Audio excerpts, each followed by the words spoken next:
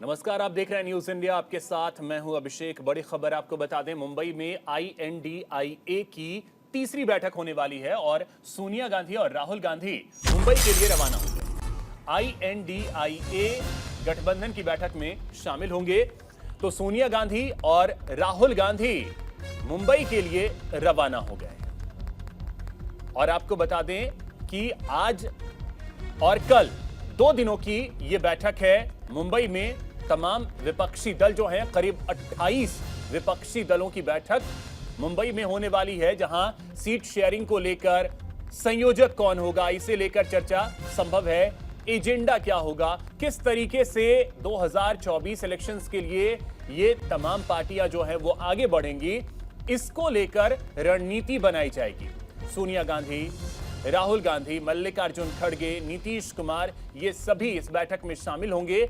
अभी जो जानकारी है, राहुल गांधी और सोनिया गांधी इस बैठक में शामिल होने के लिए मुंबई के लिए रवाना हो गए।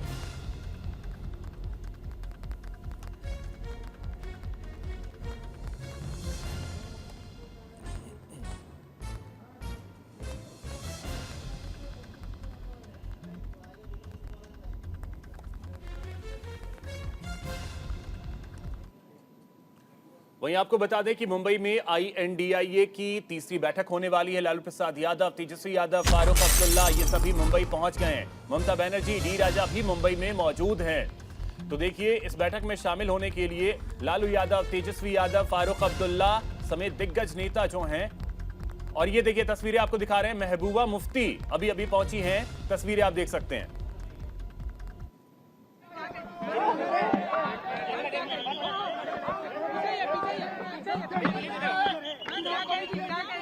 जीतेगा इंडिया, जीतेगा इंडिया, जीतेगा इंडिया, जीतेगा इंडिया।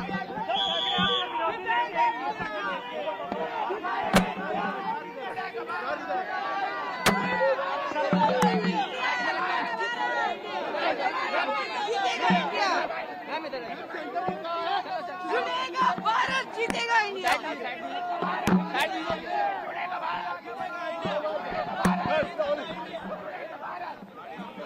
तो ये देखिए मुंबई एयरपोर्ट की तस्वीरें हैं। महबूबा मुफ्ती अभी पहुंची हैं। जुड़ेगा भारत और जीतेगा इंडिया, ये नारा देती हुई महबूबा मुफ्ती।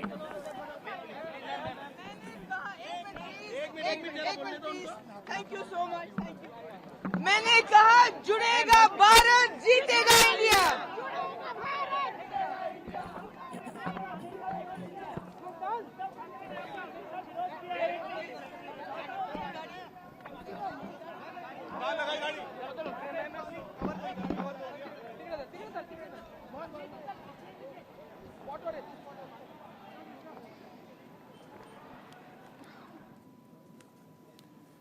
तो वहीं आपको बता दें कि मुंबई में नीतीश कुमार के पोस्टर्स लगे हैं। INDIA की बैठक से पहले ये पोस्टर लगाए गए हैं। पोस्टर में लिखा है, देश मांगे नीतीश कुमार। तो ये बड़ी खबर आपको बता रहे हैं। पोस्टर्स लगाए गए हैं मुंबई में, जहां पोस्टर पर लिखा है, देश मांगे नीतीश कुमार। देखिए, INDIA गठबंधन की बैठक भी होनी है मुंबई में, और बैठक से ठीक पहले पोस्टर्स लगाए गए हैं। ये पोस्टर की तस्वीरें हम आपको दिखा रहे हैं। देश मांगे नीतीश कुमार, ये पोस्टर्स जो हैं वो मुंबई में जगह जगह लगाए गए हैं। उसकी तस्वीरें आप देख सकते हैं। ये देखिए, ये पोस्टर जो है वो लगा है।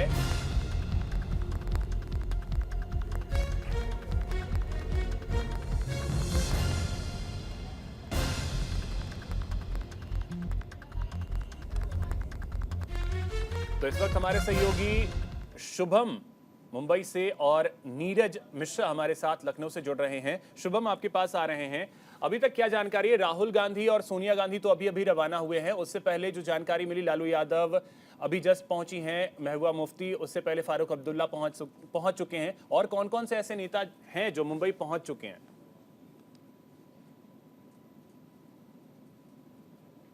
बजे के करीब अखिलेश यादव मुंबई एयरपोर्ट पर पहुंच जाएंगे। इसके अलावा अगर बात करें हेमंत सोरेन, और वो पहुंचने की कुछ देर बाद पहुंचेंगे। और चेन्नई के मुख्यमंत्री तमिलनाडु के मुख्यमंत्री वो मुंबई पहुंच चुके हैं। इस वक्त सोनिया गांधी और राहुल गांधी के बारे में अपडेट है, मल्लिकार्जुन खड़गे के बारे में, तो करीब 4 बजे के आसपास मुंबई को पहुंच चुके हैं। 5 बजे राहुल गांधी कॉन्फ्रेंस करेंगे, जिसमें अडानी की मुद्दे तक की बातों को रख सकते हैं। तो धीरे धीरे तमाम जो बड़े वीवीआईपी नेता है, तमाम जो राज्यों के मुख्यमंत्री है, वो पहुंचना शुरू हो चुके हैं मुंबई के ग्रैंड हयात होटल में। कुछ जो नेता पहुंचे हैं, उन्हें ठहराया गया। तकरीबन 200 कमरे बुक किए गए हैं वीआईपी नेताओं के लिए। तो बैठकों का दौर इसके बाद शुरू होगा। तमाम जो मुंबई के लोकल लीडर्स है, जो पार्टी के नेता है, वो उनका वेलकम कर रहे हैं, उनका स्वागत कर रहे हैं। और खुद वहां पर जिस तरह से कांग्रेस की जिम्मेदारी है और एयरपोर्ट से तमाम बड़े नेताओं को लेकर आना, होटल पहुंचाना, उसके अलावा एनसीपी ये सारे कामकाज को देख रही, जबकि शिवसेना रात को डिनर का आयोजन किया है। साथ में उद्धव ठाकरे, शरद पवार, तमाम बड़ी जो नेता हैं, वो बैठ के शुभम कुछ ऑडियो की परेशानी आ रही है, उसे दुरुस्त कर लेते हैं, उसके बाद आपके पास आते हैं। ऑडियो की कुछ समस्या आ रही है आपकी। नीरज, तो देखिए नेताओं के पहुंचने का सिलसिला जारी है। नीरज हमारे साथ लखनऊ से बने हुए हैं। नीरज, आपके पास आ रहे हैं। अगर उत्तर प्रदेश के परिप्रेक्ष्य में जरा सा मैं आपसे समझूं तो ये गठबंधन के लिए एक लिटमस टेस्ट जो है वो सबसे पहला घोसी उपचुनाव जो है वो होने जा रहा है, जैसा विवेक जी भी बता रहे थे। वहां उपचुनाव के बाद चीजें किस तरीके से और बेहतर होंगी?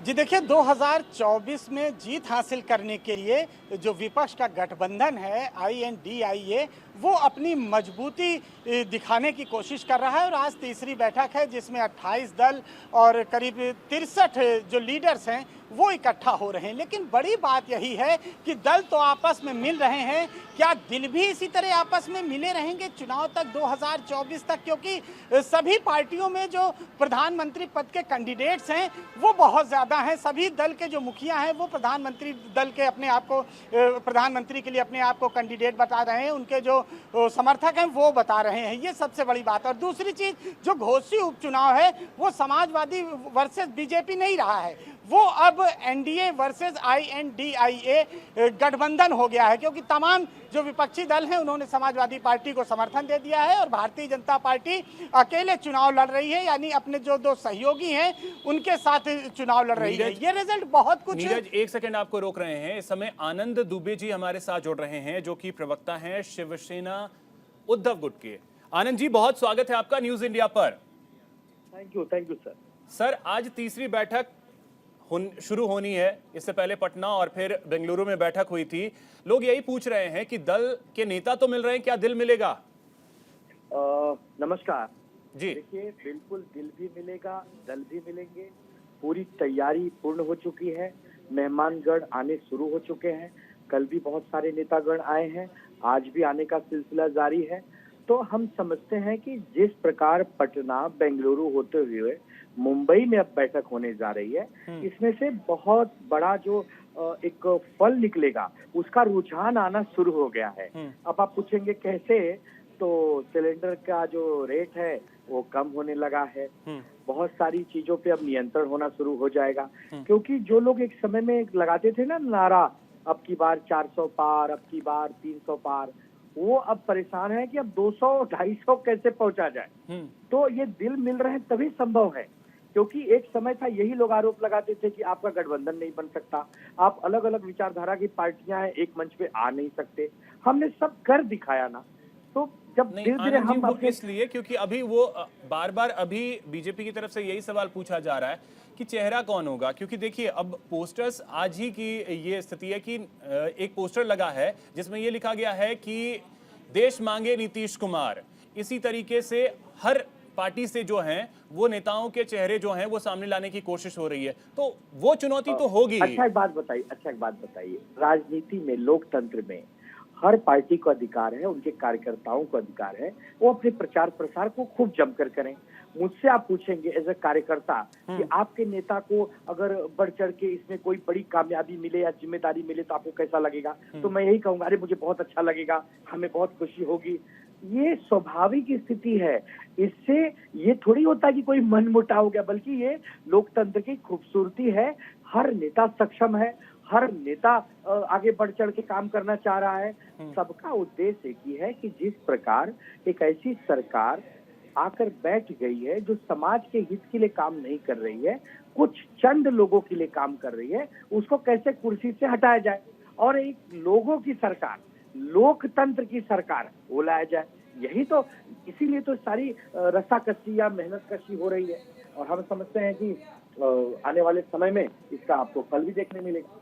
नहीं, देखिए, जब सीनियर लीडर जैसे ममता बनर्जी का ये कहना ठीक है, आप नेशनल लेवल पे तो जो करना है कर लीजिए, लेकिन स्टेट में यानी पश्चिम बंगाल में मैं किसी को घुसने नहीं दूंगी, तो ऐसे तो हर स्टेट के जो, क्योंकि हर सभी क्षेत्रीय दल, आनंद जी, क्योंकि सभी तो क्षेत्रीय दल ही जुड़ रही हैं। नेशनल में आपको कांग्रेस और आम आदमी पार्टी, बाकी तो सभी क्षेत्रीय दल ही जुड़ रहे हैं। नहीं, ऐसा कोई नेता नहीं कहता लोकतंत्र में हम किसी को घुसने नहीं देंगे। देखिए, आज वही बैठक होगी और धीरे धीरे जितने भी समस्याएं हैं उसको सुलझा लिया जाएगा। यही तो मीटिंग क्यों होती है? हर चीजें बाहर पब्लिक डोमेन में आके पहले नहीं बोली जाती। आज मीटिंग में रणनीति बनेगी, कौन कैसे एक दूसरे से समन्वय बनाएगा, कैसे एक दूसरे का जो।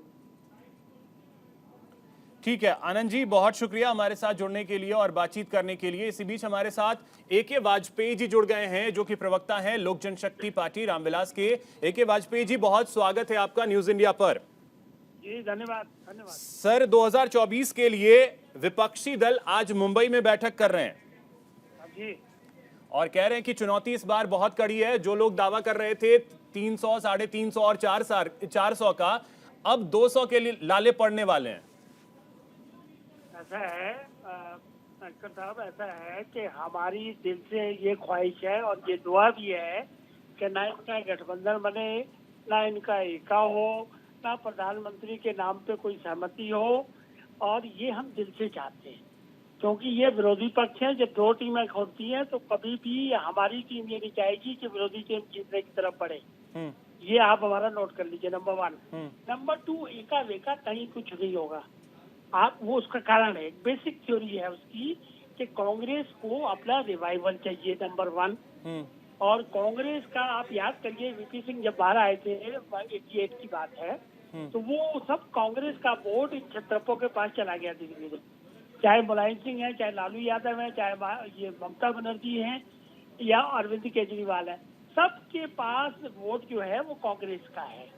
अब दिक्कत क्या आ रही है? कांग्रेस चाहती है कि वोट वापस आ जाए, तो वोट वापस आने की सूरत एक ही बनती है कि सब जगह लड़ेंगे। अगर नहीं लड़ेगी तो वोट वापस नहीं आता। छत्रप का ये कि नहीं, तो कांग्रेस तो हर स्थिति में कॉम्प्रोमाइज करने के लिए तैयार है। कांग्रेस तो हर स्थिति में कॉम्प्रोमाइज करने के लिए तैयार है। उनका मकसद है कि 2024 में किसी भी तरीके से बीजेपी को हटाया जाए। अरे भाई साहब, ऐसा है कि अगर कोई राजनीति, पहले होता है देश, उसके बाद होती है पार्टी, उसके बाद होता है व्यक्ति। अगर कोई अपने पार्टी के हितों को से समझौता करेगा तो इसका मतलब वो पार्टी से गद्दारी कर रहा है। कोई भी नेता पार्टी का सीट लेता ये नहीं चाहेगा कि उनकी पार्टी की सीटें कम हो जाए या उनकी पार्टी की सीटें ना बढ़े या वोट बैंक ना बढ़े। ये कौन चाहेगा? ये तो प्रैक्टिकल बात है ना। कहने को आप कुछ भी कह लीजिए, लेकिन जब हकीकत पे बात आएगी तो ये सबसे बड़ी समस्या है। और हम कह रहे हैं कि वो सब कुछ सब अपनी बातें पूरी कर लें, सब कामयाब हो जाए, सब सरेंडर करें, सब मान जाए, तो भी हमको क्या फर्क पड़ रहा है एनडीए को? चलिए ठीक है वाजपेयी साहब, बहुत शुक्रिया हमारे साथ जुड़ने के लिए और बातचीत करने के लिए। इसी बीच निखिल आनंद जी हमारे साथ जुड़ गए हैं, बीजेपी नेता है। निखिल जी, बहुत स्वागत है आपका न्यूज इंडिया पर।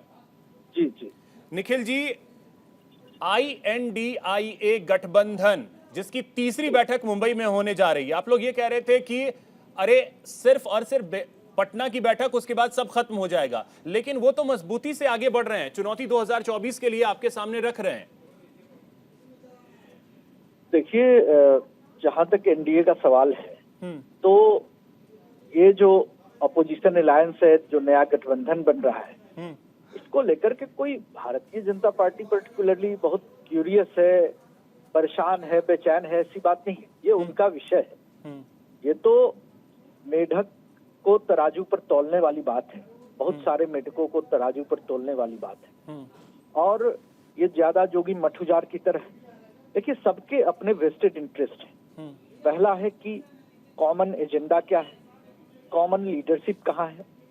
आप देखिए कि जिस तरीके से बिहार में जो जेडीयू और आरजेडी कांग्रेस की अलायंस सरकार बनी, तो वहां पर कहीं न कहीं आप देख रहे हो कि लगातार जिस तरीके से सरकार चल रही है तो इनर कॉन्ट्राडिक्शन साफ दिख रहा है। लालू प्रसाद जी की एकमात्र इच्छा है कि तेजस्वी को मुख्यमंत्री बनाना, और वे जबरन किसी भी तरह चाहते हैं कि नीतीश कुमार कन्वीनर बन जाए, नहीं तो ताकि निखिल जी मुख्यमंत्री के महत्वाकांक्षाएं तो पद हर पर किसी की उनके होती बेटे हैं को ना। बिठाया जा सके। निखिल जी महत्वाकांक्षाएं तो हर किसी की होती हैं, और उसके बाद जब बात अस्तित्व की आती है तो कई सारे समझौते करने पड़ते हैं, और आज अगर क्षेत्रीय दलों को अपने अस्तित्व का खतरा है तो वो एकजुट होंगी, भले ही कुछ कॉम्प्रोमाइज करना पड़े, और अगर वो क्षेत्रीय दल इकट्ठा होती हैं तो चुनौतियां तो सबसे ज्यादा आपके लिए ही हैं। देखिए, ऐसी बात नहीं है। अब पीडीपी अलायंस है, नेशनल कॉन्फ्रेंस इसी अलायंस में है। इनका एजेंडा क्या है कि 370 धारा को फिर से बहाल करना। तो क्या ये जो इंडिया अलायंस जो गठबंधन है, इसके लोग इस बात को मानते हैं? इस एजेंडे को निखिल जी, लेकिन वो एक मंच पे बैठ तो रहे हैं, एक मंच पे वो बैठ तो रहे हैं। बैठने दीजिए, वक्त के साथ देखा जाएगा क्या होता है। और INDIA गठबंधन का ये कहना है कि अभी तो 2 बैठक हुई है, तो आपने सिलेंडर के दाम 200 कम किए हैं, देखते जाइए और क्या क्या कम होता है। देखिए, ये उससे मतलब नहीं है। ये तो सीधे सीधे जो इकोनॉमिक पॉलिसी है उसके तहत किया गया है।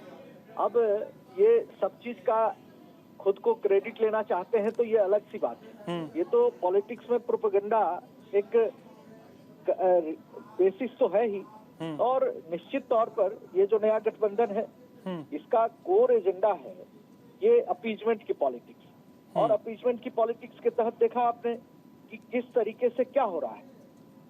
तो इस गठबंधन से आप चलाना चाह रहे हैं। इस गठबंधन से एनडीए को कोई, कर्नाटक में इनकी सरकार आई, इन्होंने निखिल जी इस गठबंधन से एनडीए को कोई खतरा नहीं, कोई खतरा नहीं एनडीए गठबंधन को, बिल्कुल नहीं है। चलिए, बहुत शुक्रिया निखिल जी हमारे साथ जुड़ने के लिए और बातचीत करने के लिए। इसी बीच एक बड़ी खबर आपको बता दें, राहुल गांधी पर संजय राउत का एक बड़ा बयान सामने आया है। राहुल गांधी सर्वमान्य नेता हैं, ये कहा है संजय राउत ने। तो देखिए, संजय राउत का एक बड़ा बयान आया है सामने, जिसमें उन्होंने ये क्लियर कर दिया है कि राहुल गांधी सर्वमान्य नेता हैं। तो क्या ये माना जाए कि INDIA गठबंधन का चेहरा राहुल गांधी हैं? जोड़ो यात्रा, राहुल गांधी इस देश के एक निर्विवाद अनडिस्प्यूटेड नेता है। लोगों ने उनको अपना नेता माना है, और हम सब चाहते हैं कि राहुल गांधी जिस तरह से पूरे देश में एक माहौल बनाने जा रहे हैं, भारत जोड़ो यात्रा ये सबसे महत्वपूर्ण उनका पड़ाव रहा। वापस राहुल जी की यात्रा शुरू होने की बात मैं सुन रहा हूँ। राहुल जी से लोग प्यार करते हैं, राहुल जी के लीडरशिप में देश काम करना चाहता है, लेकिन हम सब जब एक साथ बैठते हैं तो सिर्फ हम चर्चा करते हैं और एक दूसरे के साथ जो मतभेद है हम उसको खत्म कर दें। आज है विश्व संस्कृत दिवस। पीएम नरेंद्र मोदी ने शुभकामनाएं दी हैं। विश्व संस्कृत दिवस भारत के लिए खास है, पीएम मोदी ने ये कहा। पीएम ने सभी से एक वाक्य शेयर करने की अपील भी की है। तो ये बड़ी खबर आपको बता रहे हैं, प्रधानमंत्री नरेंद्र मोदी ने ट्वीट कर विश्व संस्कृत दिवस को लेकर लिखा है कि ये बेहद खास है। साथ ही उन्होंने लिखा है कि एक वाक्य संस्कृत में आप शेयर करें।